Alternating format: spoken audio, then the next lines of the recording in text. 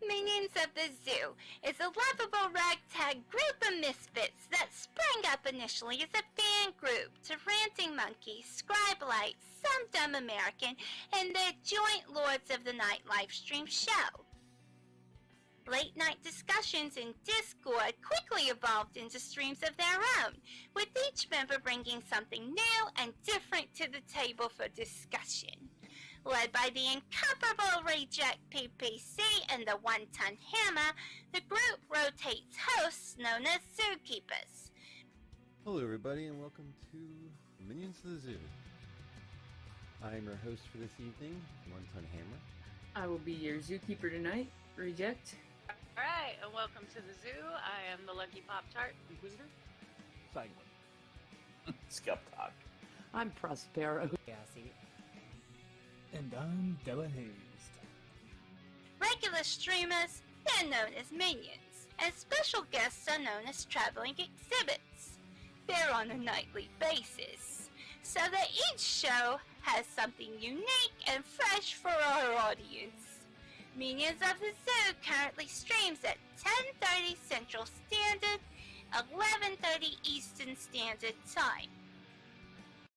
So if you're not at work today or you're working from home, you may be wondering, what day is it?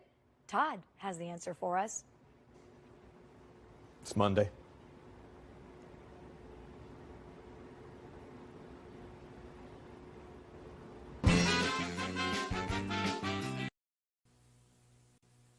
Let's be xenophobic. It's really in this year.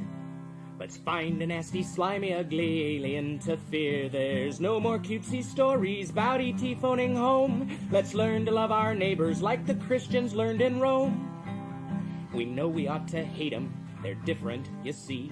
We've seen they're mean and ugly on movies and TV. The folks that ought to know have told us how it's got to be. The gospel truth is found in scenes from Alien and V. Let's wipe out any life form that seems to be a threat. We'll serve them up a genocide they never will forget. 'Cause if we miss a couple, they'll breed a couple more. And soon we'll all be hating twice as many as before. 'Cause the aliens can never be as good as humankind. A more delightful race than us you'll never ever find. So step aside, you star slime, we're ready for your worst. We know you want to beat us, enslave us and defeat us, oppress us and browbeat us unless we get you first.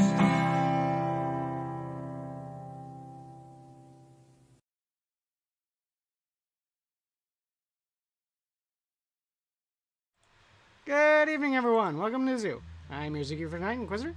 Minions joining me are Mr. Adam. Hello. And Eeyore. Salt biting is at a premium. Okay. I'm going to be working on my Wraithlord this evening. How are you, gentlemen? So you haven't heard then, huh? I have not. What's up? Did it go through, Eeyore? Is Musk now the owner of Twitter? There is an MYSETWTR, I want to say, announcement. So short of government / FCC / shareholder intervention, it is gone through. The government could only do it in a monopoly. Elon Musk is making his first sojourn into social media, so it'll be corrupt bullshit that'll be injuncted and struck down by the Supreme Court. What was the second one I said? FCC, sort of the same thing. It'll just gum it up. And shareholders? No. There's not enough shareholders ideologically against Musk to do anything. Well, I thought it was kind of funny that, when you see the amount of shares that Musk owns versus all the people on the board of directors, it was wild that any of those people would actually be on the board of directors. They only own like 0.5% of the company, whereas Elon Musk now owns 5%. 9.2. Huh? Oh, 9.2? 9.2. Last I saw it was 5. But, so, seeing that kind of percentages just had me sitting there going like, well, how is he not already the CEO with holding that much stock in the company. Because CEO-ship goes to the person who can convey the support of over 50% of the shareholders. And this is by share, not by people. Secondly, this was a very recent acquisition by Musk. It's only a month old. Thirdly, of course, there'd have to be a shareholders meeting to do something like that. There has not yet been one called. Well, today there's been automatically one called to gain the approval of the shareholders for the deal, with which is, like I said, probably just a rubber stamp.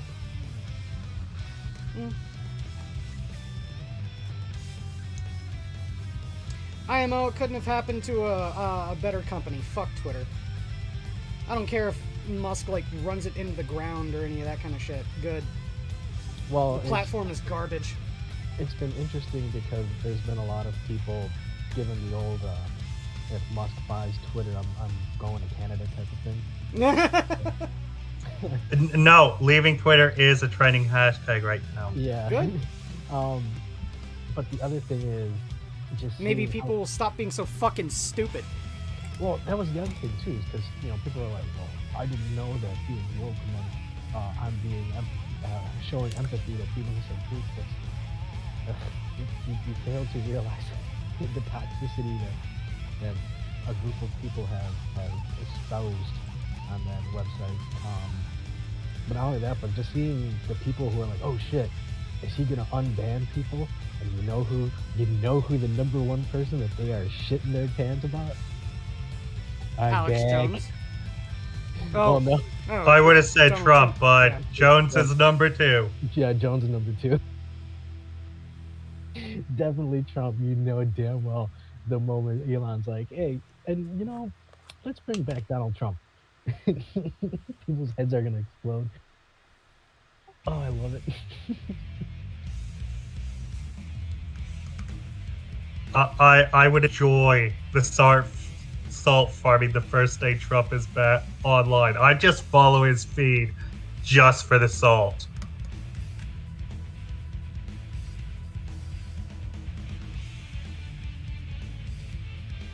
Because it's going to be glorious. Oh yes. And you thought that Ree girl was bad. Wait until they thought they got rid of him. I mean, I don't even understand some of these people's, hatred of Trump other than just the political opposition, playing politics in the team sports way. Because a lot of the stuff that he was espousing was stuff that Bernie Sanders was fucking espousing. Dude, I 1, he's right wing. 2, Orange Man bad. 3, grab him by the pussy bad. Well, I think if anything, hopefully a lot of the bullshit that's been going around the country, I guess the world, hopefully it removes the veil from a lot of people to see that a lot of people got suckered into this brainwashing. That it did start off as just, my little team go, rah-rah and boo to the other team. Yeah. It moved from that to like, fucking, a lot of these people are just batshit insane. You cannot, they can't even word why they don't like Trump other than, yeah, it's Orange Man bad. My team said he's bad. He's a Nazi, he's a Hitler. It's like, yeah. What the fuck? It's so crazy.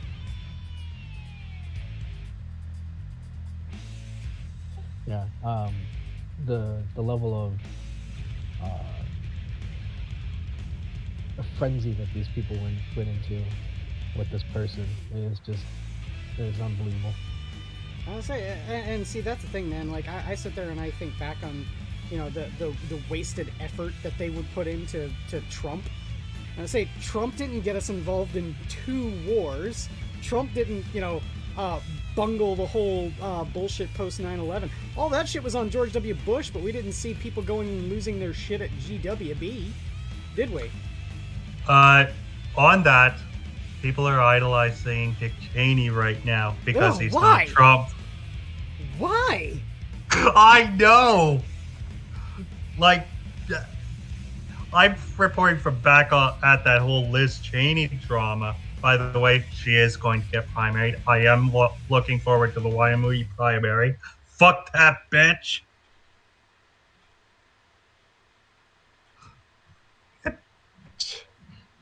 It's because Orange Man bad, everyone else good. That doesn't make any fucking sense. And it's crazy to still see his name pop up in the news, like, just they can't get enough of this guy. And like I said, hopefully it's a nice alarm clock for a lot of people. Like, yeah, dude, I mean, look at how easy it is for people to just get all hyped up and just follow everybody else. It's crazy. Suckered into it and fucking led like sheep. Let's say, and see, again, this is coming from a guy who didn't particularly like Trump either. But I can articulate why I don't like Trump. He's a loudmouth blowhard. That, and he did a lot of policy changes that I didn't like. Fucking, repealing of net neutrality? Trump can go fuck himself for that bit. Pardoning, goddamn, Bobby Blagojevich? Fuck you, Trump. On net neutrality, I think that was more an FCC call than Trump himself. Guess who has control over the FCC? Fucking executive branch. Touche. I say a lot of that kind of policy shit you can blame an ineffectual Congress on. And don't get me wrong, yeah, they're also fucking ineffectual too. Turtle Man bad? It's more of the fact that, like, they don't want to get into any sort of, like, hard issues and make any sort of hardline votes simply because they don't want to be blamed if the result turns out bad and lose their incumbency. We've had a mealy-mouthed Congress ever since the fucking 90s. Too afraid to do fucking anything. Fuck Congress. I think Trump also pointed out that a lot of these politicians are just career politicians, that they don't have any experience outside of Congress. So, I mean, yeah, they weren't going to do anything because that's their livelihood. Yep.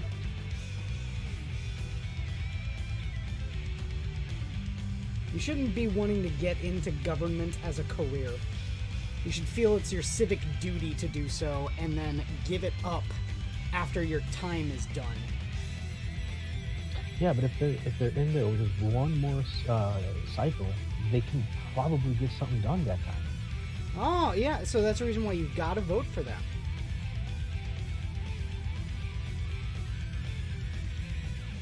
Yeah, dude. I mean, look, they're fighting for you. Yeah. And if they're not in there fighting for you, who's gonna be your voice? They're gonna be lining their pockets any way they can, but they're fighting for you.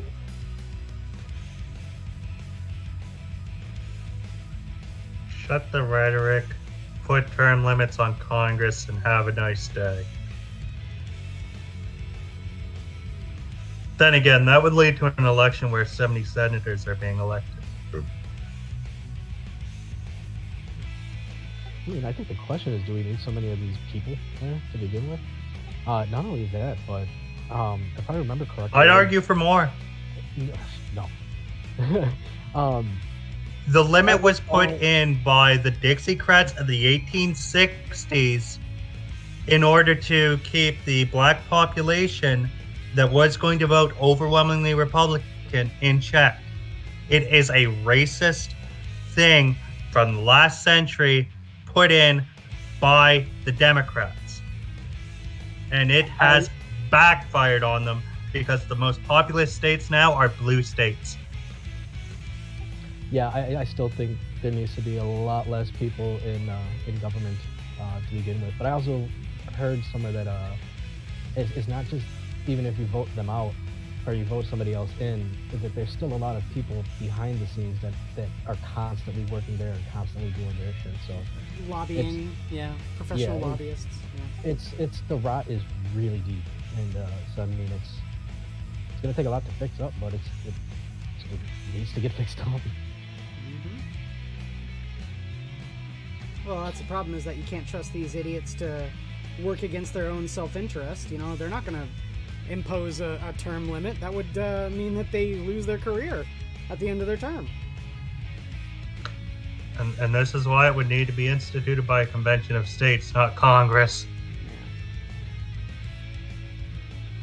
Unfortunately, that involves getting 66% plus of the state legislatures all to agree.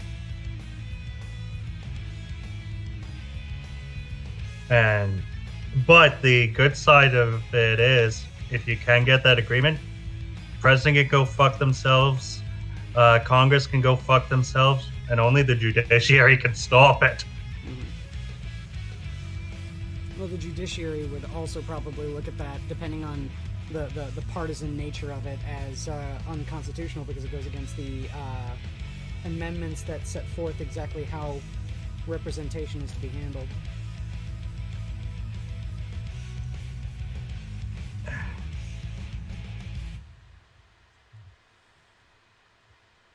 I really wouldn't see the Supreme Court going against a convention of states saying something like, A, there's going to be term limits. 2, all voting is by STB, no matter what now.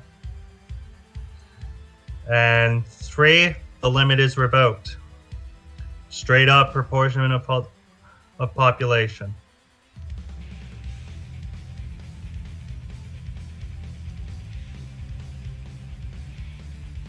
Those are the big 3 I want to see the U.S., and it would probably fix the United States.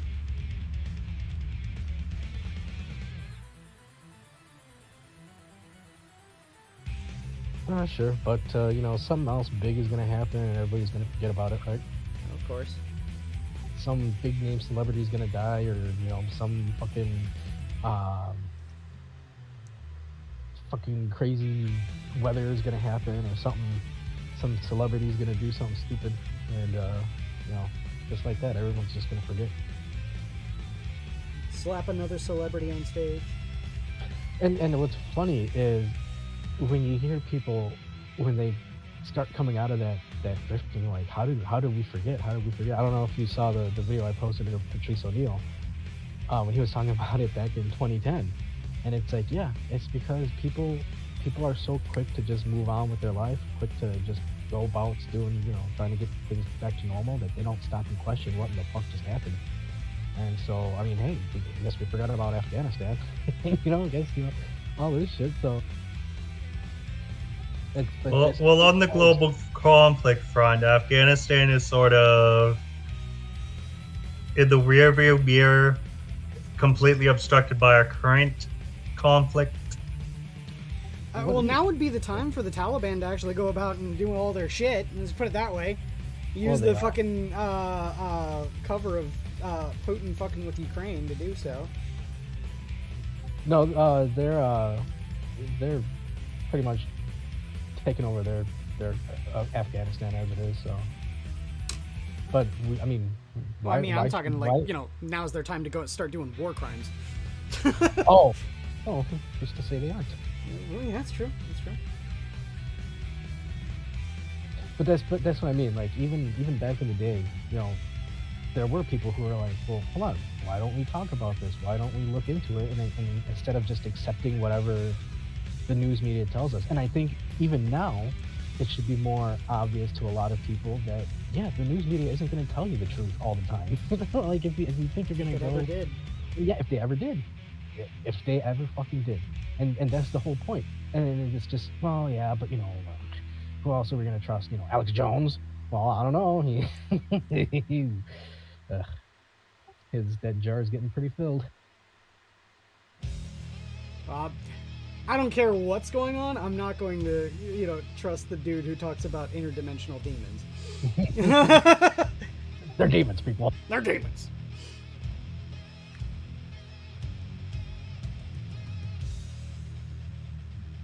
You know, I think it was another Patrice O'Neal talking about it because they were making fun of Jesse Ventura. And Patrice O'Neal said it the best. He goes, these people are talking about something has some truth to it, but they get the wrong person to go and fucking say it, because you get goofballs like Alex Jones or Jesse Ventura, and they're cartoon characters, and so it's very easy to just be like, meh, you know. But then when there's something that comes out and it's like, oh shit, there was a part of that was correct, and it's like, oh fuck. But you never listen to the goofball, you know. I mean, fucking guys talking about turning frogs gay and shit. So it's like. Speaking of, by the way, I was turned on to this game. I'd never heard of it before. Speaking of specifically Alex Jones, have you guys heard of a game? I believe it was started as a Kickstarter, but now it's out and you can play it. It's called Not for Broadcast. No, what is that? Okay, dude, Adam, I think you dig the shit out of this game. First of all, it's it's been made in the past couple of years. It's full motion video, and you're the thing that you play. It's a little bit like Five Nights at Freddy's, if you think about it. But it's you are playing as a you're the broadcast control box for a TV program. So you have to switch cameras to focus on whoever's talking during a talk show bit, and then you have to censor words if someone starts cursing and shit like that. But the underwriting plot of the game is that it's first of all, it's really funny. It's very, very funny. It's all British. It's got that dry British humor. But basically think you are the broadcast control guy trying to keep state propaganda running while during a sort of V for Vendetta-esque takeover by a radical government. And one of the characters, he starts off as this Alex Jones crackpot, but later on, the game has 15 different endings, but later on, the Alex Jones crackpot gets legitimized when the government nukes 4 million people, and his family was one of them. Or one of the people in the 1 million. So then he becomes a terrorist. So imagine Alex Jones is a terrorist. Oh my god. It's the whole game is amazing. I really highly want to get this game. It's only $20. It's on Steam. Oh wow. Okay. Yeah, I have to actually. That reminds me. I wanted to talk about it yesterday. I'd say that's the reason why I called the episode, by the way, Vidya discussion, because I was giving you a chance to bring up the stuff you wanted to talk about yesterday. Well, I mean, just two things. One, have you seen the Sonic collection? Is there any info from that? I've heard that it's all the old Sonic 1, 2, and 3, whatever, the old retro Sega Genesis Sonics. Yes, Sonic 1, 2, and 3. Well, Sonic 3 and Knuckles. They just, did the add-on pack for it. The way it was originally supposed to come out. Okay. And then Sonic CD. Here's the shit though. It's the base game is $40, and it's just those 4 games, no enhancements. And then you gotta pay extra to get there's it's a weird tier list, so you can get just the extra soundtracks, you can get just the enhanced graphics, you can get just the extra characters. That's a weird way of doing it. It's so fucking stupid, dude. I mean, I think the whole thing is $60 too, when you add everything together. And I'm just sitting there, I'm like, okay, see, this is the type of gatekeeping that I think we need. Is we need to show, because I really want to get this, because I wouldn't mind playing the Sonic CD with enhanced visuals. Mm-hmm.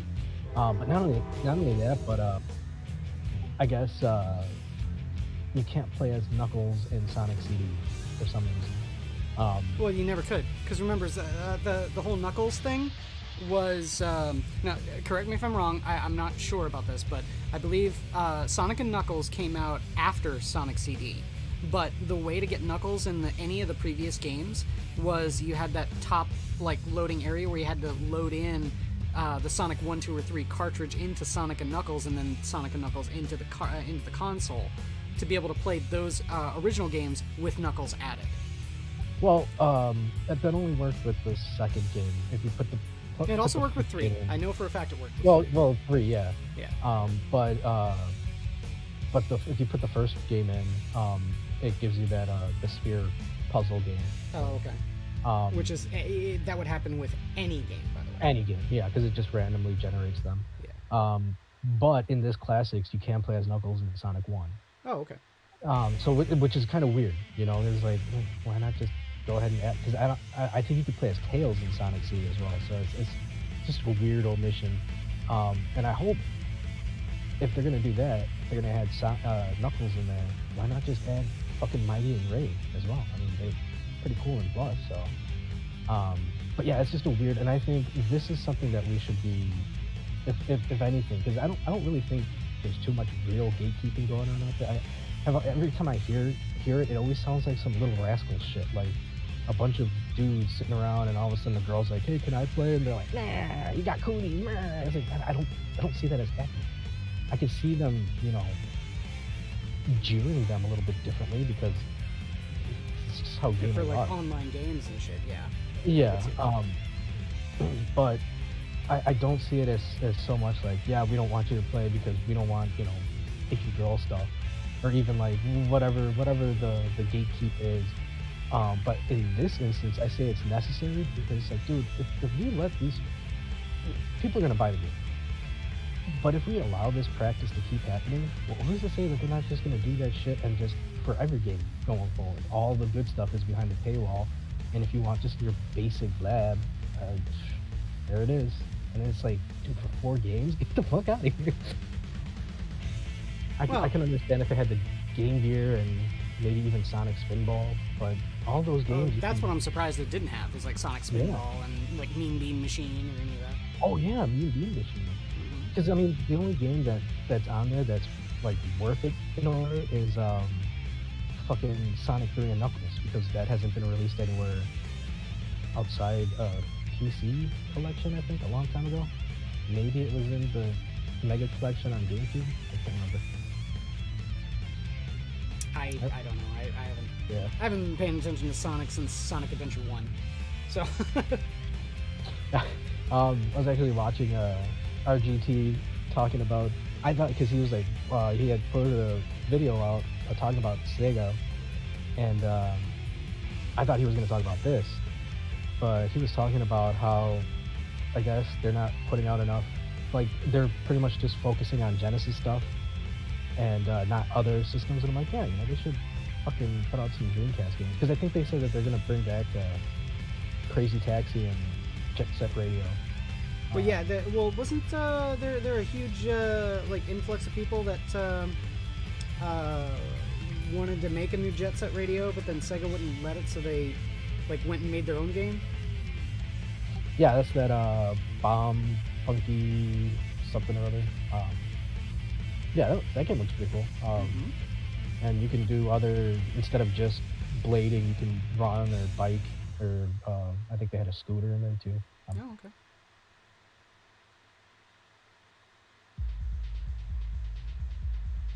The best part about Jet Set Radio is just the music. Yeah. Really. And say, speaking of, I went and bought a game and it just arrived today. If you like Jet Set Radio, I highly recommend this game. If you've never heard of it, it's called No Straight Roads. No. Okay. Essentially, think it's a beat 'em up, right? Or less of a beat 'em up, more like a hack and slash. Where it's a bit like the gameplay is a bit more like Devil May Cry, if that makes sense.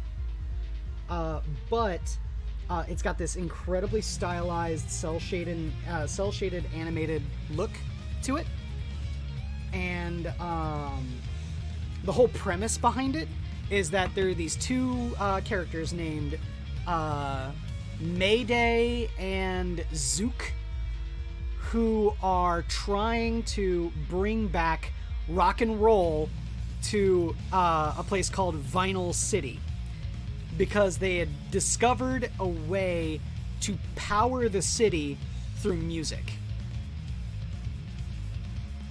But the city has a stranglehold on the music genre that is powering the city, and that's EDM. Oh, shit. So it's EDM versus rock and roll, and you're playing as the rockers. And the game is fun as fuck, and the music is awesome. And what's really kind of cool about it, too, is that it's like the music is an integral part of how the game is played. It's not a rhythm game, but all of like the attacks and all of the like enemy sequencing is in time with the music that's playing.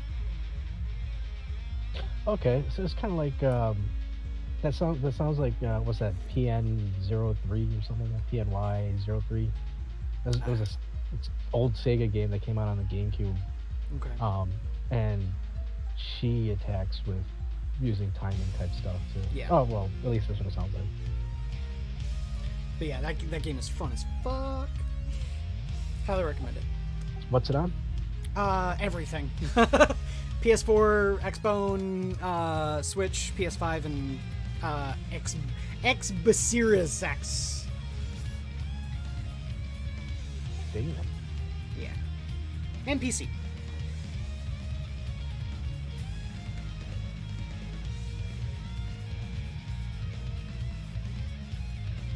That ain't bad. I have to look it up. Yeah, I think you'd really dig it, man. It's a pretty fun game.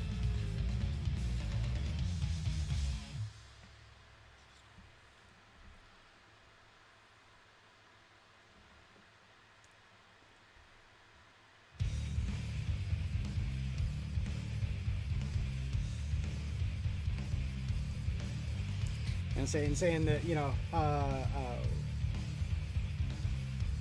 supporting a game that does the shady shit and stuff like that. I haven't given fucking Sega money for Sonic in forever. I haven't bought a Sonic game since Sonic Adventure 1, man.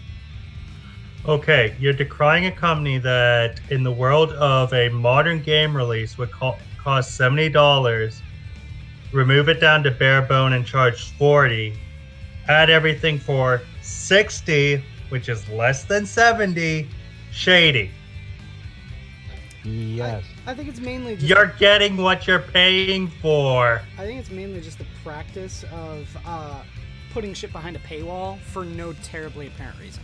And you got to think about it too. The whole point of the collection. You want the whole thing for $69.99? The whole point of the collection was that you get all of those at a good price. It's only 4 games, dude. It's 4 fucking games. And all they did was Sonic Mania, the thing, and then they added a few animated pieces in front of each game. Like, I'm sorry, dude. That's you should have put more games in there. That's all I'm saying. Well, it's not even just that. It's the fact that when it came to the games that were actually on the console that they're re-releasing from it, you and I just prattled off a whole bunch that could have been added that weren't. Yeah, exactly. And where's Spinball? Where's Mean Bean Machine? Yeah. And if it was, you can even have wacky rolls in there, like as a secret. But Sonic Gem Collection, and my only thing is, like I said, I want it because I wouldn't mind spending $60 because I've done that before. It's like if you don't like the game, you don't want the game, don't get it. But with this, it's I really wanted to play Sonic CD, and I really do like the HD remaster. You still have your oh wait, hold on, Sonic CD. Never mind. I was gonna say you don't have Sega Genesis with a Sega CD, do you? No. Okay. No, I just. That's a good point. I'm gonna look that up right now. I want to see how much those are going for now. Because I do. Yeah. You've seen it. Well, that's what I mean, though. It was, and especially since it's coming out soon, and they just dropped that news, and they kind of hid it underneath the. Check out all the stuff that we're putting into this collection, and then right after it, they put a tweet out. Oh yeah, but the base game's just gonna be $40. If you want everything else, it's you gotta pay extra. It's like, why not just put it all in one fucking package? Stupid. And charge $69.99 for it? Okay. Well, would that's you what they charge should do. $69.99 for it. It's not Okay, you want it all together, no secondary transactions, for an extra $10. 10 to 20, yeah. Again, Oy Eeyore, I think you're missing the point. If people purchase this, they're not seeing people happy or disgruntled with the purchasing option. What they're seeing is the number. They're seeing that, oh shit, we sold this many, so that must mean that this type of delivery system is something that the people want. They're not looking at people say, hey, why are you doing this? Well, this is ridiculous. Why not just put it all in one package or give us some extra shit, as opposed to tearing it off in such a weird way. That's what I don't like. And it's the same thing with like how I said with Ghostbusters. I'm sure it's a fine movie. I mean, I saw the bits of it, and I don't think so. But they're not seeing it as, oh shit, we made a really good Ghostbusters movie. They're saying, oh shit, we made a lot of money. People are gonna want to see it. They're gonna go ahead and do it again. It's like, yeah, don't buy into it. To be able to personally modulate my experience of a purchase, because, for example, I want nothing to do with the new soundtracks. Fuck it. There's, I'm guessing, $3 or $4 I'm saving. I actually would prefer base game plus add-ons over $69.99 for the entire thing, even though you might not want 2/3 of it. Why do you keep saying 69? Dude, it's a compilation. They would never sell a compilation at full price. No, they would sell any modern game today at $69.99. Bro, I just purchased Switch Sports for fucking $39.99. That's a brand new game. Well, see, that's an unfair comparison, especially for the Switch, in particular. If you're talking about like any game that comes out on any other console, regardless of what we're talking about, any triple console plus PC release. Well, no, I'm just saying any console at all, other than the Switch, it's going to be $60. Period. Doesn't matter if it's a fucking indie release or whatever. The only time where it's going to be less, even if it's a brand new one, is if it's an indie release and it's only on PC, and they're selling it on a platform like Steam. But other than that, every other thing, the retail price tag for any like PlayStation or Xbox console game is going to be $60. Period. That's the way that it works. Yeah, that's the 60, Switch, not 70. Well, yeah, 70 is for PS5 and Xbox Series games now. Yeah, for like brand new top AAA games. Yeah. What I'm saying is that the Switch is like the only one that's throwing that balance off by not having a standardized plan when it comes to that stuff. Even some AAA titles are being released for only $40 on the Switch. I bought the great Ace Attorney, which is a Capcom release, for $40 retail, brand new. I bought No Straight Roads and Call of Cthulhu for $25, brand new, still vacuum sealed. They're not new as in like just released. They've been out for a while, but still they're new games. They're not used games. Yeah, but here's a better comparison. On all the systems, there was released a Genesis collection, and I believe it was about $35 at most, and that has like 50 games in it. Again, this the only game that's on this Gems collection that you can't really find anywhere is Sonic 3 and Knuckles. And I'm sorry, that's not enough to warrant such a wonky scheme. Just sell it all as $60 and just give everybody everything, instead of, oh no, if you want to pay $40 and then F them charge, like why? Just why? I don't know, man. It's That goes back to the argument I just made, to modulate the experience. But that's the point. Like you would have paid $60 to buy the whole package and not, but like that's optional, dude. You don't have to listen to the song. You can toggle that, right? That's like saying this goes right back to the fucking Mario Wii, where it's like, I can't believe that they're adding a golden acorn suit that you can just. It's like, yeah, but you don't see it unless you die 5 times in a level. So why are you complaining? Oh, I shouldn't. Just don't use it. There's aim assist in some first-person shooters. You don't have to use it, but I shouldn't have to fucking pay for simple options like that. It's ridiculous. Put it all in one package. That's my major gripe with this. It's not anything else. I understand, because I mean, look at most fighters are like that nowadays. You get a fighter, you're not going to get all the characters right away. They're going to put it in some fucking fighter pack shit. Yeah, or they'll do even worse and offer a single fighter as a DLC option. Ugh. Or even better, they'll do what like Mortal Kombat does, and like 2 years later, here's the Ultimate Edition. Yeah, which has all the DLC characters. It's like exactly, and I don't like that practice either. I think you are literally milking and diming everybody, and people are just like, yeah, it's okay. I mean, in a way, I kind of get that, because it's like, well, you know, I would agree with that, Adam, but I have a problem with that. Sometimes I just wait for the game and buy the one with the Ultimate Edition with all the DLC fighters, simply because it's offered on a new console. Like, I have the original Injustice on Xbox 360, but then I have the Injustice Ultimate Edition on PS4. Yeah. Like I said, Mortal Kombat, NetherRealm Studios does that a lot. Mm-hmm. I don't know if Capcom does that with Street Fighter, but they don't. Well, they kind of do, but they market it as a whole brand new game. So does Sammy with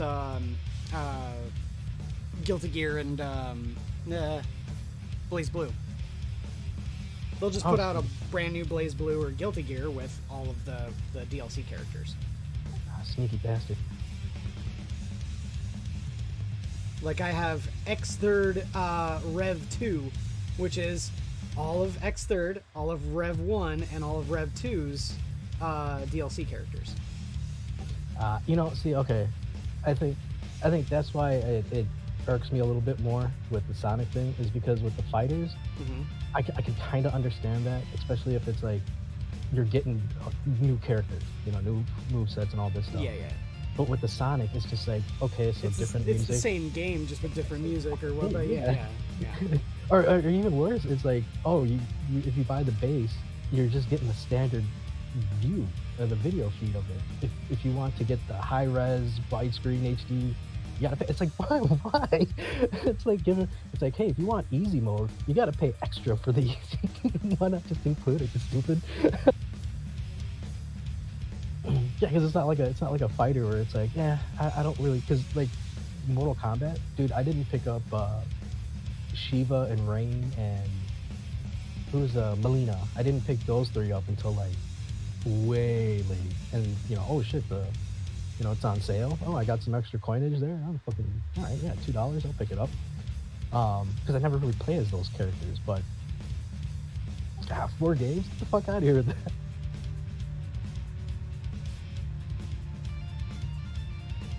It's like if Konami released the Castlevania collection and then you had to pay extra for the fucking Japanese version. It's like, why?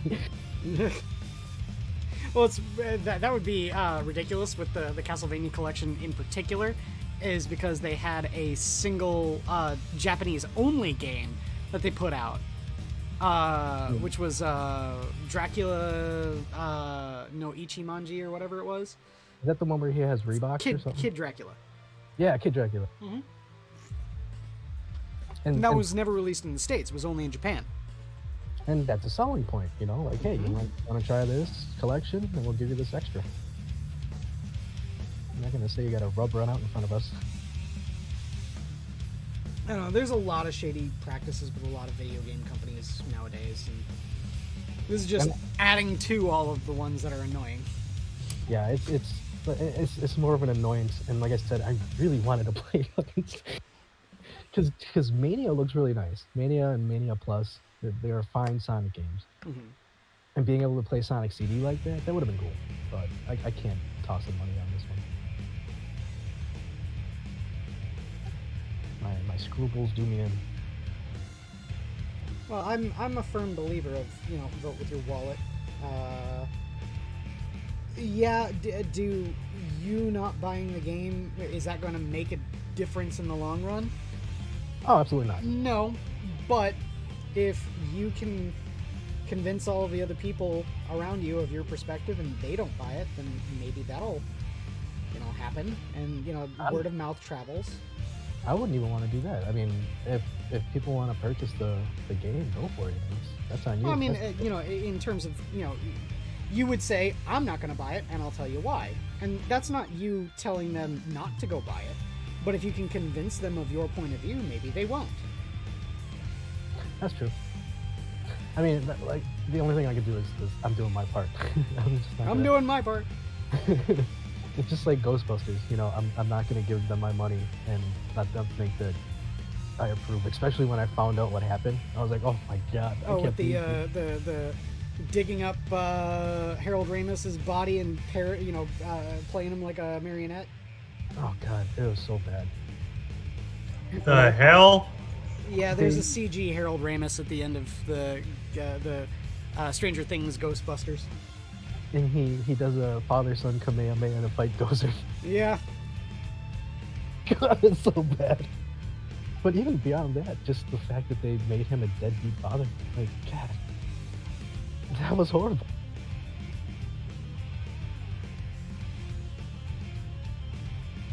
I say I haven't seen the movie, but I did watch the Red Letter Media review of it, the half in the bag on it. Oh, I don't think I saw that. I just saw the fucking Everything Wrong with.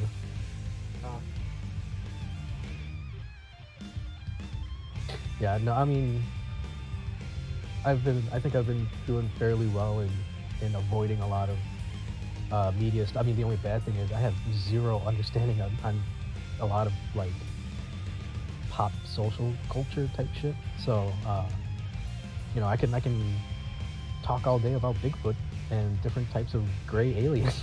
Graylians? You're an expert on graylians? I know a thing or two about a thing or two. Oh man.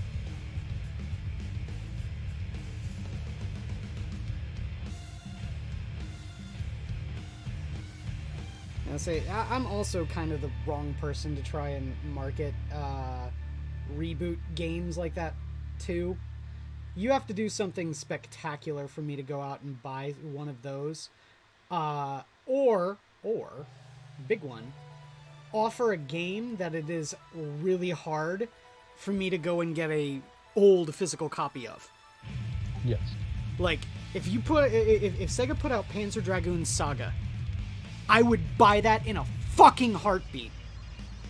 Even games like that, even if it was just a straight like not straight port, port, yeah. Port, but like just like a straight port, no frills, but it's a game that you really can't find anywhere, or it's on hardware that's going by the wayside. A lot of disc drive based games, that the laser eventually erodes, so they do have a shelf life eventually. They're gonna. Well, the laser is easily replaceable though. On some of them. Oh, I don't know how it is. I've actually had to replace a laser on my Saturn. It's really easy. All it does is just remove the armature assembly, slide a new one into place, and plug the ribbon into the motherboard. You're good to go. Don't you have to adjust it? It depends on the starting position of it, yeah. Sometimes you do. Because when I worked on PS2 systems, we really didn't replace them. We had to adjust them, especially when all the dual layer discs came out. It was driving a lot of the lasers to disrepair because it was just bleeding them out.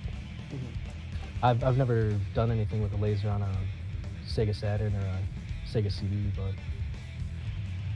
but like I said, and especially with just hard to find games, something like that makes it worth it. And the major one is like something like Panzer Dragoon. Panzer Dragoon Saga, because Panzer Dragoon 1 and Zwei, not hard to find and not expensive. Panzer Dragoon Saga sells for $2,000 for CDs only, not even the case. CDs only, $2,000. I'm assuming this is Nintendo or is it Sega? Sega. It's a Sega Saturn. So it would be released through Nintendo. It would be, yeah. Well, I mean, Put all three of those games together. Well, And you said because the Switch is the Switch, $50, please. Yeah, and I would buy that in a heartbeat, even though I already have, and they already have put out Panzer Dragoon Zwei on the Switch. You can buy. Yeah, I was gonna say I picked up the first one. Yep. I have a physical copy of the first one because they put it out on limited run. I have never played a Panzer Dragoon, and I still haven't turned that one on yet. Well, you should. I just have it sitting there. It's a rail shooter, except for Saga. Saga's an actual RPG. But I think those games are on Steam as well, so I don't think it'll just be a Nintendo. Well, no, I think that it's on everything. Panzer Dragoon, the remake of Panzer Dragoon, it's on everything. And see, that's funny enough because that's what RGT was talking about. How there's a whole catalog of games that Sega has that they're just sitting on, but they just keep, hey, let's re-release Puyo Puyo, let's re-release fucking Sonic. Yep. And when they finally get Choo Choo Rocket, get on it, Sega. Yeah. Well, he was saying they could probably make a good chunk of change with a Dreamcast Mini. A Sega Saturn Mini would cause people to lose their fucking mind. Well, not only that, but there is a working Saturn emulator that works on the Switch, and apparently that they've gotten damn near every game running on it. So it's like, why not just do that? Just fucking release Saturn games, because that's something that I would fucking purchase in a heartbeat. Well, Saturn games are really hard to get, like actual physical copies of Saturn games, because people that want them hold on to them. They don't ever sell them.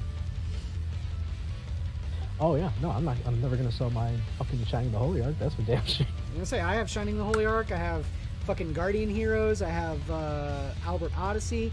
All amazing Saturn games, and I'm never parting with them ever. Yeah, if I get my hands on a Shining Force 3. Oh yeah. The weird Sounds part like about you it guys are spurging about your Saturns. The weird part about it is that Saturn games are really not all that expensive if you import them from Japan. Oh yeah. Japanese import games for the Saturn in particular are dirt fucking cheap because they're everywhere. But no one gets fucking the domestic stuff. The domestic stuff is all mega expensive. You ever play a game called Dragon Force? Dragon Force. It's a strategy title. The battle scenes would have like hundreds of little sprite figures fighting each other. Oh my god, I played that game so much. It reminds me of if you ever played a game called Gemfire. I played that shit a lot on the Genesis. Shit, they should bring back a Sega channel. Hell yeah. I'd buy it. Well, see, that's the thing, man. I've been saying for a very long time that people are giving like Nintendo entirely too much credit. You want to talk about a company that way more inspired and innovated than Nintendo? Sega.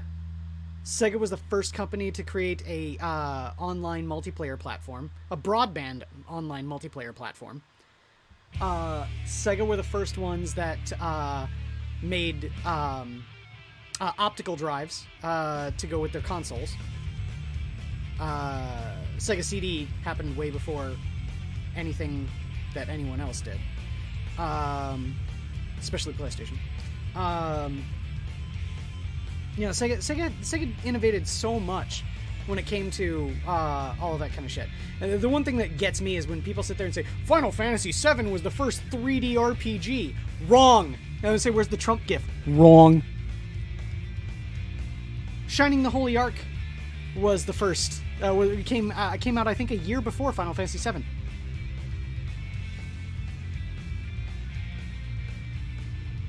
Yeah, but, they argue that Well, okay, I can hear their argument where it's like, yeah, but they're using 2D characters in a 3D background environment. No, they weren't. Like, okay, Shining the but- Holy Ark is fully 3D. No, Like, fully 3D.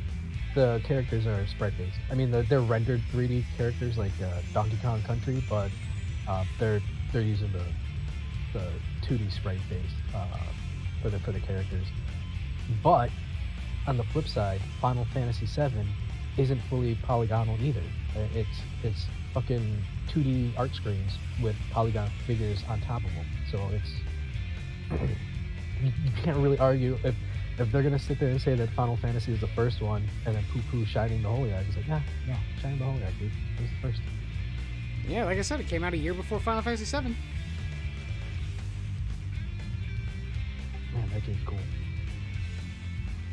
And and just mark it up to, well, because that was Camelot. I was gonna say, a lot of people are excited to see Golden Sun pop up in terms of leaked new games coming out for the Switch. Oh shit, so Golden Sun? Are they making a new one? No, they Re-releasing? I think they found the Game Boy Advance emulator. And Oh, okay. So they were like, oh shit, Golden Sun. Oh. Golden Sun was a fun game. I love those games. I've not beaten 2 yet. It's weird, I beat 1 and 3, but I didn't beat 2. There's a third one? Yeah, it was for the DS. Oh shit, yeah, okay, I think I remember that. Because I remember, because I used to play them all the time when I was taking the train to school. Thank God for the, I remember when I first got the Game Boy Advance SP, and I was like, oh, the light, I can play it on the ride home now. Yeah, right? I have to sit there and have like a big old fucking light attachment, lighting my face up, my stupid face up like a spotlight. Oh, not on the Metro, dude. I would sit there and fucking look around at night. I was like, oh shit, I don't want anybody seeing me playing game. Yeah, they might, fucking mug me and take my DS. Yep. Now, because I remember playing that and a lot of Mario and Luigi. That was a fun game too. Shit. I see, saying the third one doesn't exist for you. Come on, that was not a bad game. I like that one.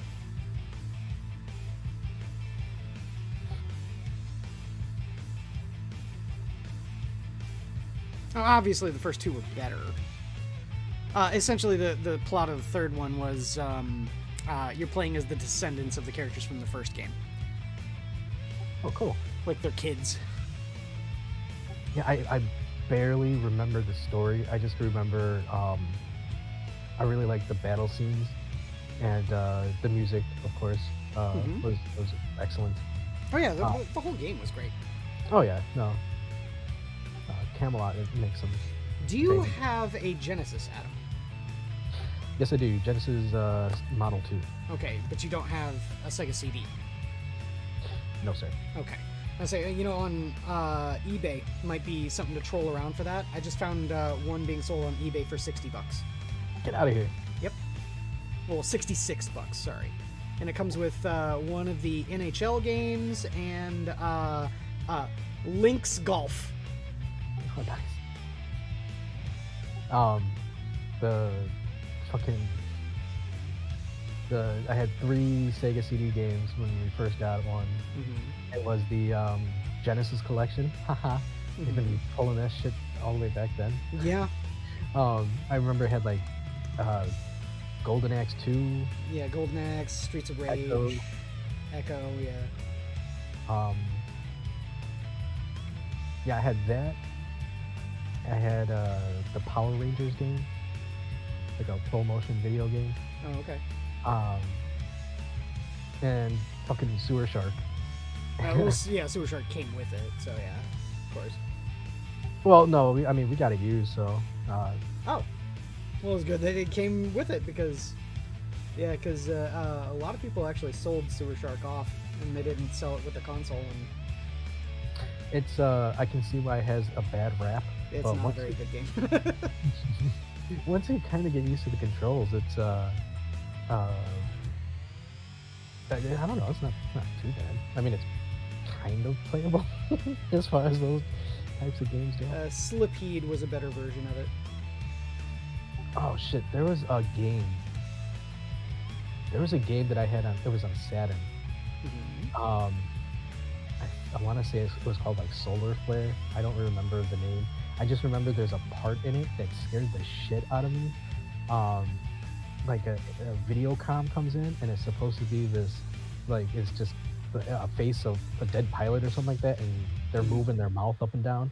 And I just remember when it first popped up, and I was like, "Oh, what the fuck is that?" But that's not even the only thing. Fucking Sonic CD. If you put in that weird code, you get that scary image of Sonic with the human face, and it says like playing games forever or something like that. Are you confusing reality with a creepypasta, Adam? No, it's a real thing. And in the background, you hear Robotnik laughing, and it plays one of the boss's themes. Look it up. It's I think the last numbers is 1992 for some reason, because you're supposed to go to the sound select and put in numbers for the code, and then hit the button. Some of the images were like tails in front of a car. Some of them were just random Sonic images. But this one, for some reason, was this weird. And I think he was flicking you off too. So it was really weird. In terms of all that kind of stuff, my favorite one of those was the naked Spice Girls one. You know about that one? No, what? In the Spice World game for the original PlayStation, there was a code that you could enter from the main screen that when it goes to the loading screen for the game, when you hard or soft reset, instead of it showing all of the Spice Girls avatars, it shows all of the Spice Girls avatars naked sitting on chairs in a way that covers up their boobs and vagine.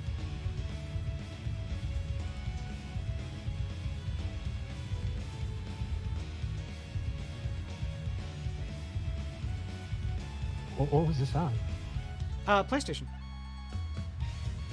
Oh my goodness.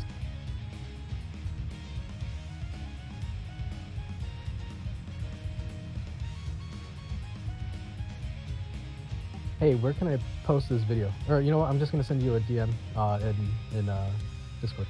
Okay.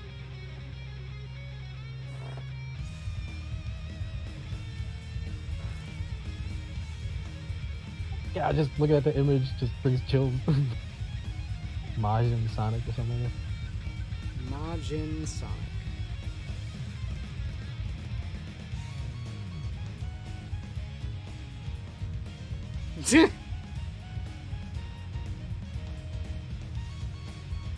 Down, down, down, left, right, A.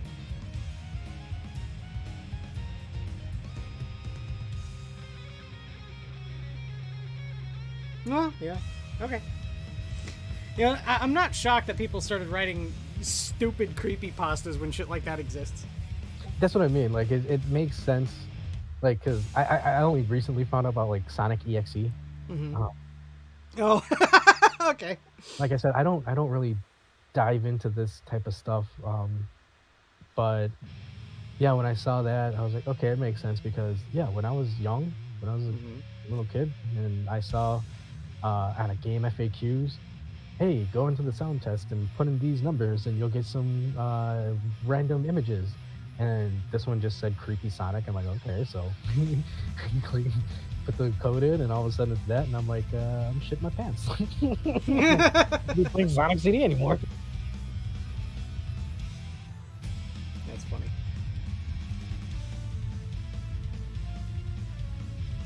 Hell, fucking when I was really young, the fucking Ganon face from Zelda 2. Oh, from Zelda 2? Yeah, you said that before. I had that game in my fucking underwear drawer forever. Wop, wop, wop, wop.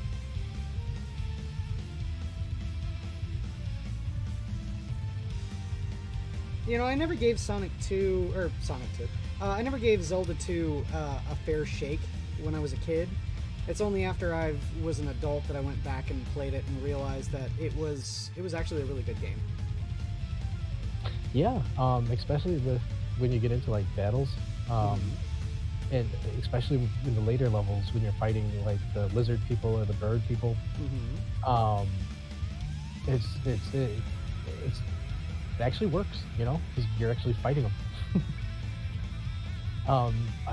And I didn't even think about it until recently. I was like, man, he kind of walks like a Roman. Maybe that's why I like Rome so much. It's because he's older too. Wait, he kind of walks like a what? Like a legionnaire. Like a Roman legionnaire. Okay, gotcha. Yeah, they would hold their shield, the scutum, in front of them, and they'd have the gladius on the side. And it looks just like Link walking.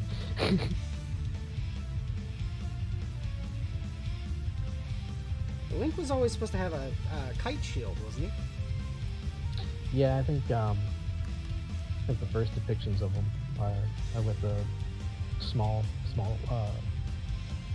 kite shield. At least in the early about art. Medieval weapons, careful, we might summon Sanguine. Oh. I mean, technically, a kite shield. Well, no, yeah, because I'm thinking I'm confusing it with a tower shield, which would be longer, but no, yeah, kite shield.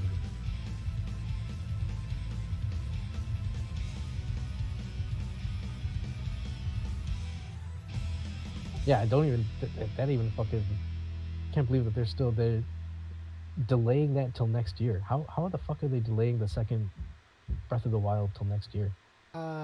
Xeno Chronicles or whatever it is, Xenoblade. Yeah, and then they bump up that release date. That's why. I believe it's the same group that are working on Xenoblade that are working on Breath of the Wild. Yeah, I think Project Modeloff stuff. I think they were helping them with the world creation, but they're saying that Zelda 2 or Breath of the Wild 2 might be too big. I don't see how, unless you just like completely mirror the land into the sky. Well, weren't they saying that you could go into the sky with Breath of the Wild 2? Yeah, it looks like he traverses back and forth. So it's going to be putting in stuff from, what was that Wii release? Skyward Sword. Yep. I don't know, as long as they put in some fucking restaurants so I don't have to keep cooking shit. I'll say, I don't know, I have Breath of the Wild for the Wii U. Never played it so far. I still haven't beaten it. I have everything else, but I just haven't gone into the castle yet. My whole thing is, for a lot of those kinds of games, I take my time with shit like that. And when I do take my time with shit like that, I almost never complete it. And then when I'm not completing it, I just kind of set it by the wayside, put it down, and never pick it back up.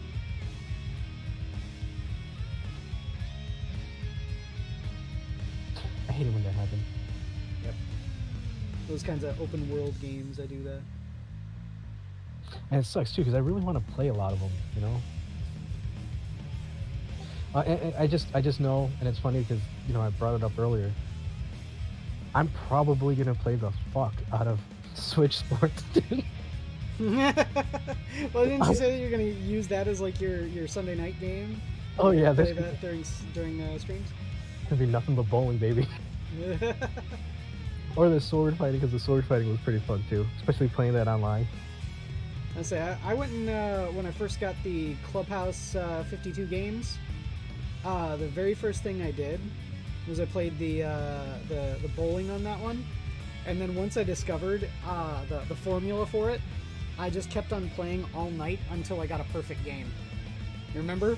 Because I was talking to you and the minions at the time, and I sent you a screenshot of a perfect game. I didn't really just a picture from my phone of a perfect game. I don't know. I didn't really like the way the bowling felt in that. Neither did I. It was too simple. I think yeah. It feels a lot different on the sports though. It's still kind of really sharp feeling, but I think it'll work. I mean, like I said, it worked a hell of a lot better than the sports clothes. But the fucking darts game in that was pretty fun. And Oh yeah. I think the only game that I really play on that is Texas Hold'em. No, you play some poker on it. Yeah. There's some other stuff on it that I like, but it's the sort of game that you play with friends. You know, you bust that out and you just kind of have fun with it. Well, actually, you play by yourself. I bring it to work sometimes, and if I'm working on laptops or phones, as I'm running through the diagnostics and fixing stuff, I'll have it flat on the table, and I'll just be playing like chess or checkers or some shit like that, or Texas Hold'em. Especially as long as the brightness is turned down, nobody notices that I'm playing games. Naughty, Adam. I'm telling your boss. I can't help it. No, it's like it's easy for me to do that as opposed to like checking Twitter or Discord, only because the typing on the phone and all that. Yeah. A simple slide of the finger, to move a chess piece is a lot easier.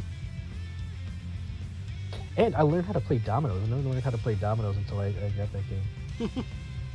I still don't understand it, but it's,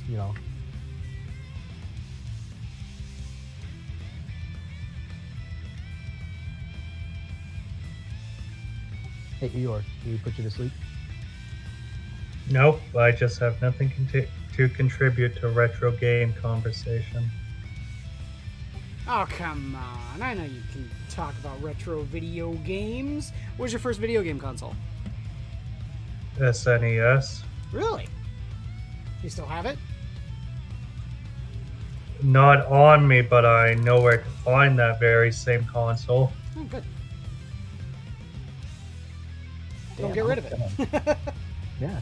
I don't intend to. Nor do I intend to get rid of the two games I actually completed. Super Nintendo World and Zelda Link to the Past. Oh yeah, Link to the Past is always a good one too, yeah.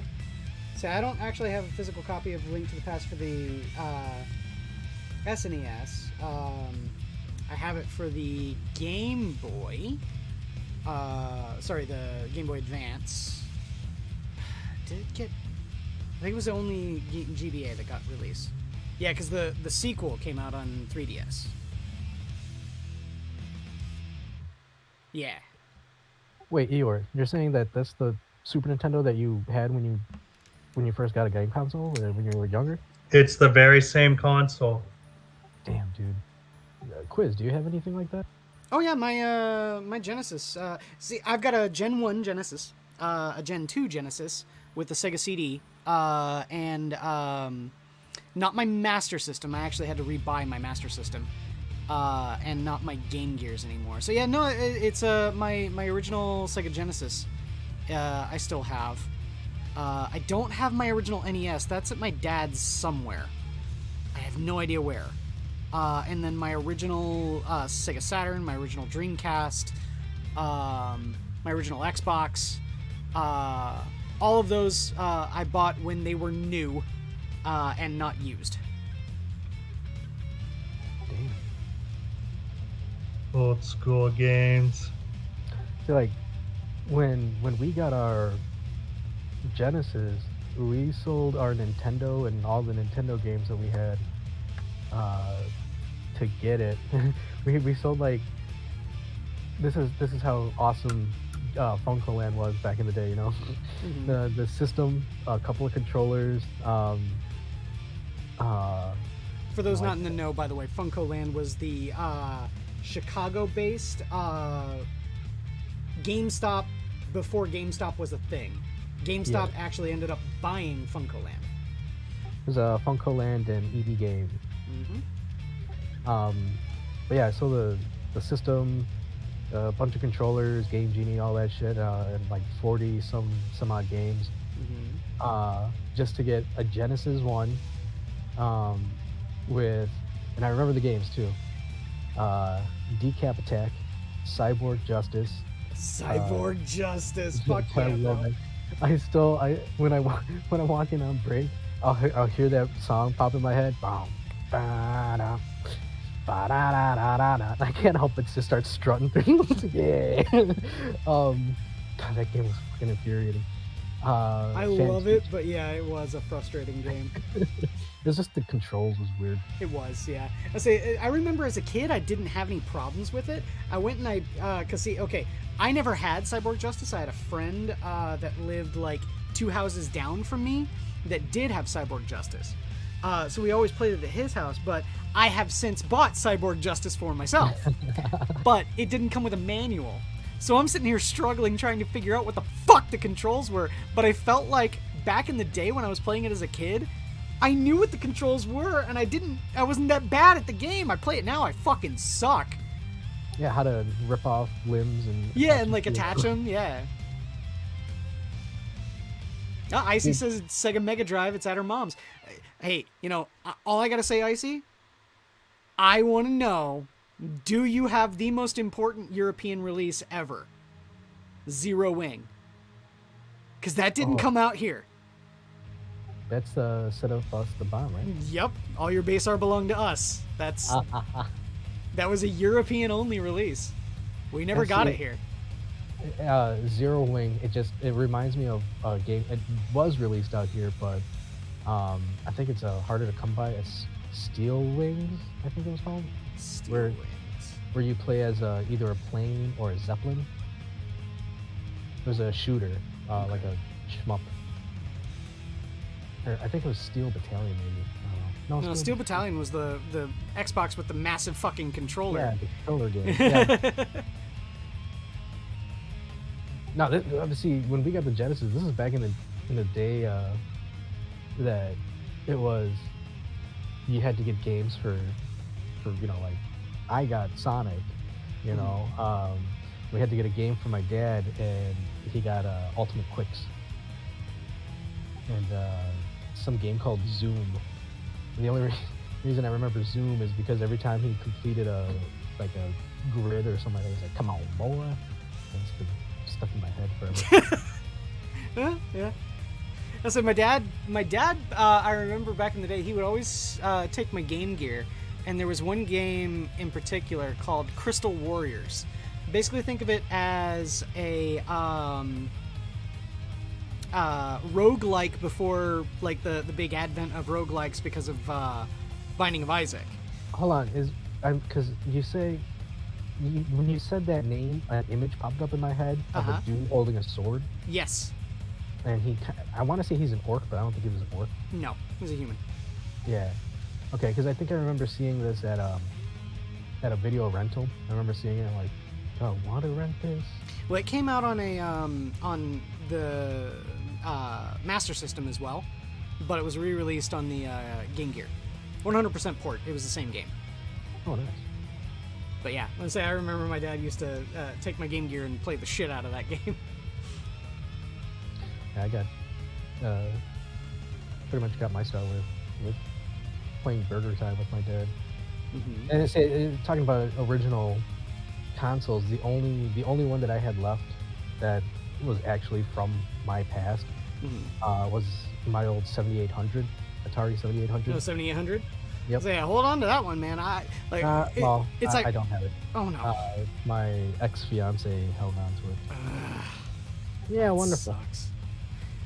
No, say because the believe it or not, the 2600, retardedly easy to come by, super fucking dirt cheap.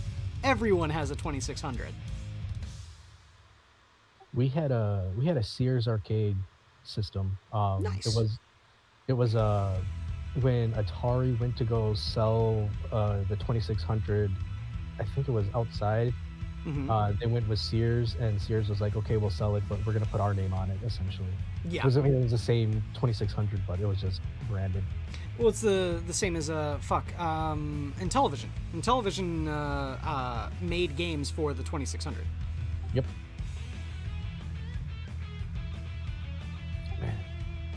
And hey, that's where I got my my love for my favorite game, Food Fight. I used to play that game all the fucking time on. Hey, you know what's funny about that? I have Food Fight for the Atari Lynx. It came out on the Lynx? Yes, it did. Whoa! And I have it. You see they're remaking it? Mm-hmm. It looks bad. Mm-hmm. Atari, what the fuck? I sent you my artwork.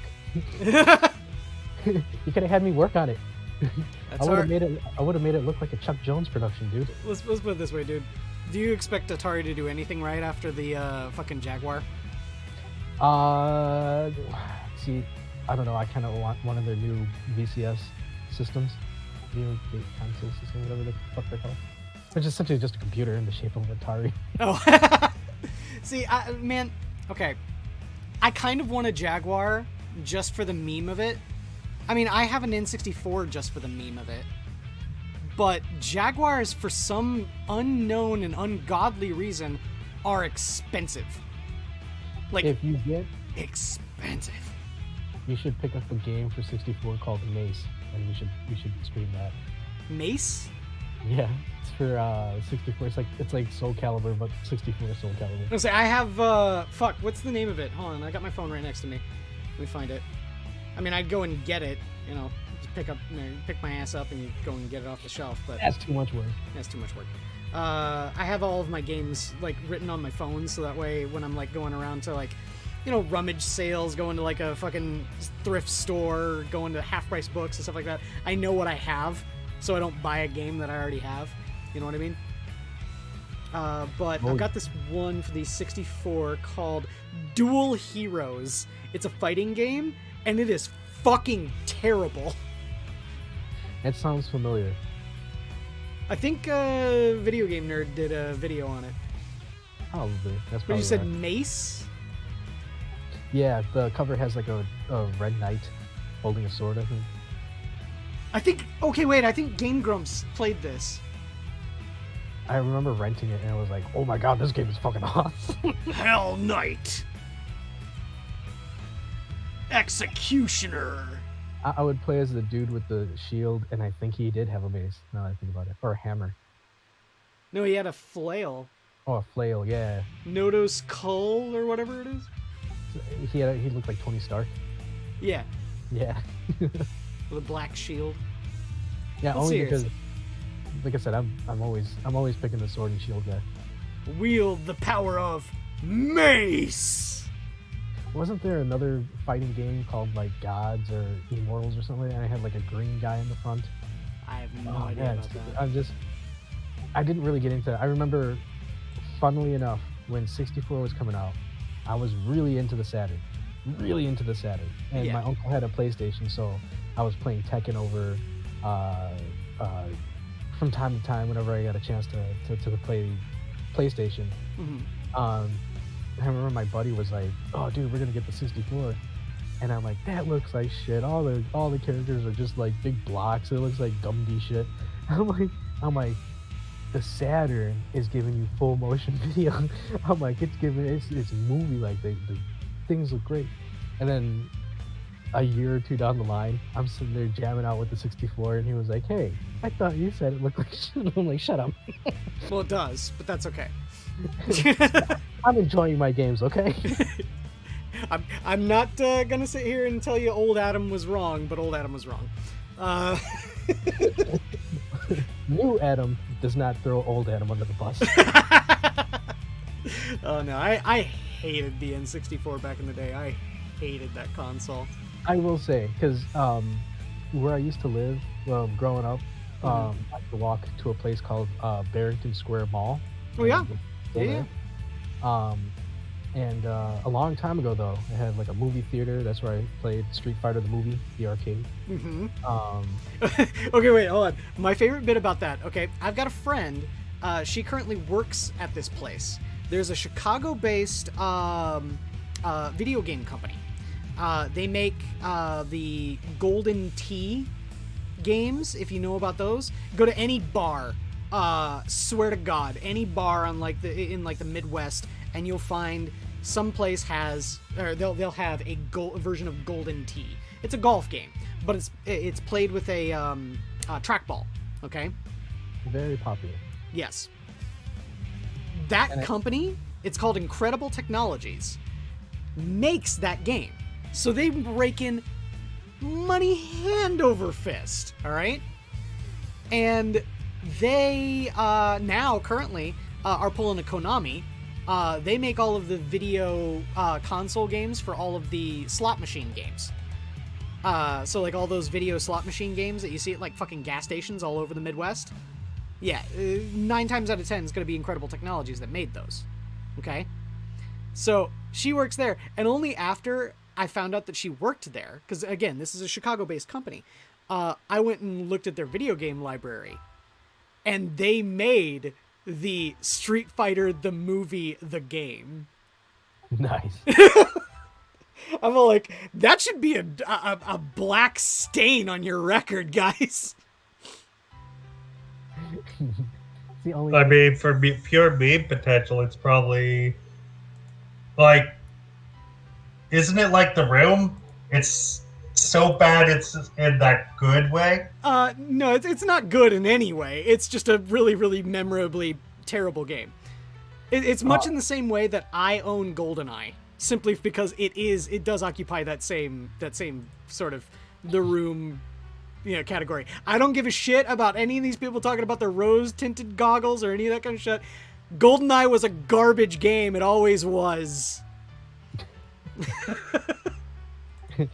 I mean, strong takes there. And I was gonna say too, Street Fighter the movie, the game. I kind of liked it. It's the only time you can have Jean-Claude Van Damme fight Kylie Minogue, so, and Raul Julia. I'm judging you harshly, Adam. And you know what? If we find a way to play it, we're gonna play it. Yeah, we probably would. Let me see if I can find it. I think it came out on Sega CD. Saturn. It was Sega Saturn. Oh wow. Okay. I think PlayStation as well. Let's see. You here. can always meme it. Street Fighter the movie, the game. Saturn. Oh, but going back to Barrington Square Mall, there was a game store that used to be there, and we'd go there and they'd have computers set up so we could play computer games. You pay like $10, you get an hour, and then of course it was a used game, so we'd scrounge up change, go buy a Nintendo game. I remember they had the 64 there, and they were showing off Mario, and I played it, and I just remember running home. Like Mario, like, whoa, dude, whoa, fucking Mario in 3D, that was crazy. But then it quickly cited, and I'm like, yeah, but I'm a Sega dude. Fuck Mario. Well, okay, let's put it this way. I went to a Toys R Us out in Highland Park back when I was living on the north side, right? And that was when it was in... Oh, God. October, late October, they already had their setup for the Dreamcast. And I played Sonic Adventure. Now, mind you, I hadn't played a Sonic game since fucking Sonic and Knuckles on the Genesis. I never played Sonic CD. And I played Sonic Adventure, and I'm all like, oh, this is clenching it. I'm having fun with a Sonic game. Fuck yeah, I'm getting this console. I think the first one I played, it was at EB Games. It was fucking Soul Calibur. Oh fuck yeah, Soul Calibur is great. Yeah. Well, yeah. Well, and I'll remember how to play sooner or later. I found a listing of the Street Fighter, the movie, the game for the Sega Saturn for only $55, and it's complete in box. Digitized graphics from the hit movie. But for me, oh dude, we gotta play it on a Tuesday.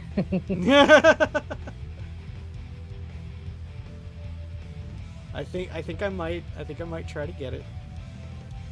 I might get it. So I got my tax return coming soon, and that's $1,700. So yeah, I might pick up the Street Fighter, the movie, the game. But in pertinent news, Adam, I found an eBay listing of Mace cartridge only, which I'm not gonna bother trying to get any N64 game complete. Cartridge only of Mace for $19. Nice. So I think I might pick that up for us. I gotta get a 64. Why? For Mace. I would offer you sell you mine, but again, I have it for the meme. I honestly, I think after this last purchase, I should probably focus on more important things. To be honest. Yeah. I mean, I feel bad, but at the same end, when I was at break today, I was trying every game just to play it. At my car, bumping the music. People were looking at me like I'm crazy. I'm like, dude, do you see this OLED Switch? This is fucking awesome. Now, the real question here: does your car have a Bluetooth connection to your speakers, and have you hooked up your OLED Switch to your car's speakers? It doesn't have Bluetooth, but it does have the auxiliary in. So yeah, okay. I plugged that in. Plug that in the headphone jack. All right. I was playing fucking Streets of Rage, and it was just you just hear like fighting and techno music and stuff. Yeah. It was fucking awesome. Oh wow. Okay.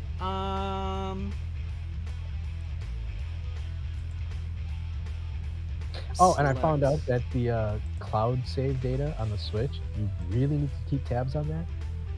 Apparently I have to start fucking Pokemon over again. And that pisses me off, because I got pretty far in there. Well, the best I'm finding on eBay for an N64 listing is $69 for everything but controllers. So that's going to be with all the wires. But if you can find a way to get the power and composite cables for it, you can buy it for $64 with just the console. And I'm assuming both of those do not have the expansion tab. No. Both of them do have the jumper pack. Oh wow. Mine has the jumper pack. I mean, I would expect it either way, because I mean, the one game I really do want to get for the 64 would be Conker's Bad Fur Day. Good luck, man, because the Bloomingdale half-price books has it for $200. Holy shit! I am the great mighty Pooh. I will take a shit on you. Let's see here. Let's look on eBay. Conker's Bad Fur Day. No, you're not talking about the Xbox version, right? You're talking about the... Yeah, cartridge only. Just the cartridge. $129.99. See, those are one of those where it's like, I haven't bought anything in a while. I have some money saved up. That's going to be the big one, yeah. Yeah, because... Okay, wait, hold on. Conker's Bad Fur Day game cartridge for Nintendo 64 US version for $40.49. Is this a repro? It's probably cursed or something. No retail box, no manual. Oh, dude, but why is this being sold for so little? I might just pick it up just simply because I know for a fact that that's not what it usually sells for. Because if you crack it open, somebody wrote a pentagram in there. And well, there's another one that someone's selling for $30.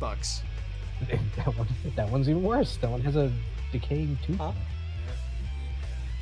Well, yeah, either a ROM hack or like a repro card. I'm thinking repro card. It's gotta be.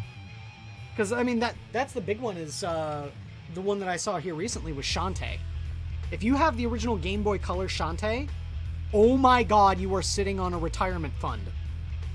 A Game Boy Color game. Game Boy Color selling for $500. Cartridge only. If you have the whole thing, oh my god. Do you think the price of that will go down if they release Shantae as the Switch online? No, it hasn't. It hasn't gone down like at all. Because I mean, I have the first Shantae game on my 3DS. They had it in the eShop on the 3DS. I was gonna say, didn't they re-release those? Yeah, they did. Yeah, no, the price hasn't gone down. Now, I will say this though, it's odd, you know, because the old and legitimate copies of the first Shantae game are the ones that are going for $500. There is a massive reproduction market, Chinese bootleg reproduction market of the first Shantae game, and they have flooded the market with ones that they're selling for only like $15. Ha! And you know what? They do that with art. So I guess we can safely say that games are art. Yes. Yeah. Holy shit. Oh, I guess Conker's Bad Fur Day took a massive dive. Because now there's a ton of them being sold for like $30. That's interesting. Okay. Fuck it. Get you Conker's Bad Fur Day there, Adam. Jump on that. Even before I get the system. Yeah. Just to have it. I would recommend it. I say there's another eBay option here. Dude is selling all of the cables and the expansion pack and one controller and all that kind of stuff for $88.90. So $88.90, and then Conker's Bad Fur Day $30. So you get a little bit over $100, and you've got N64 with all that shit. Oh man! As soon as my fucking tax return comes in. Fuck yeah, man! And so that's what I'm waiting for. As soon as my tax return comes in, I'll get Mace and I'll get Street Fighter the movie, the game, so we can play it. Shit! I want to pick up a Sega CD. Oh yeah, Sega. Well, I was looking at Sega CDs. If you want it with the box, that's the big thing. With the box and Sewer Shark, you're looking at over like $120. But if you want just the console, you're looking at around maybe $40 for the Sega CD. I think $120 with the box would be okay, only because I have the box for the Genesis, so it would fit well with my. See, I gotta. Okay, damn it! I can't be thinking about this shit. See, I'm sitting here trying to think, what do I have where I still have the box for it, for the consoles? And that's not much. I have it for the 360. I still have the box for the Switch. Still have the box for the Wii and the Wii U. But is that it? Well, other than the handheld consoles, because I still have all of the boxes for all of my handheld consoles, except for my Game Gears and Atari, Lynx, and Neo Geo. And Wonder Swan. But yeah. Speaking of, I need to start packing up all my stuff because we might be moving soon. Hopefully we'll be moving soon. Hey man, positive vibes. Yes. But yeah.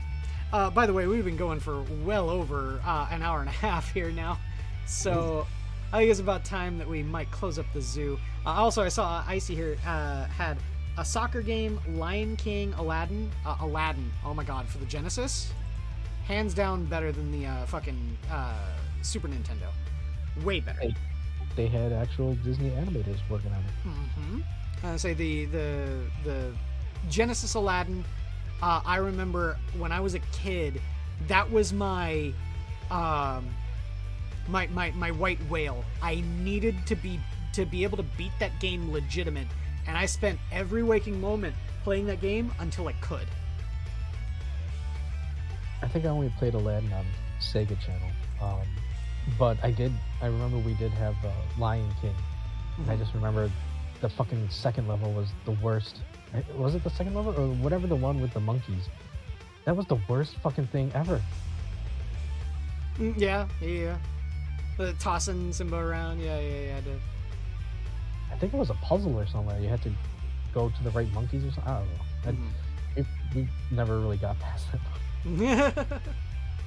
I watched Veronica and Jelly beat it on Oni Plays, and it was she knew her shit how to play that game, so it was kind of impressive. But I don't know. I never owned the Lion King game, but like I said, the Aladdin, that was the shit. That was the shit. But yeah. And then she said that she had a Castlevania-like game that wasn't Castlevania Bloodlines. I was going to say, yeah, because Castlevania Bloodlines, whew, that one's also a really hard game to get your hands on complete in box. Everyone has it in cartridge only because it came in the fucking cardboard boxes. Yeah. Well, okay, it was re-released on a second print run in the cardboard boxes. There's a select few that came out in the clamshells. So if you can get your hands on a clamshell one, you're looking at like $200.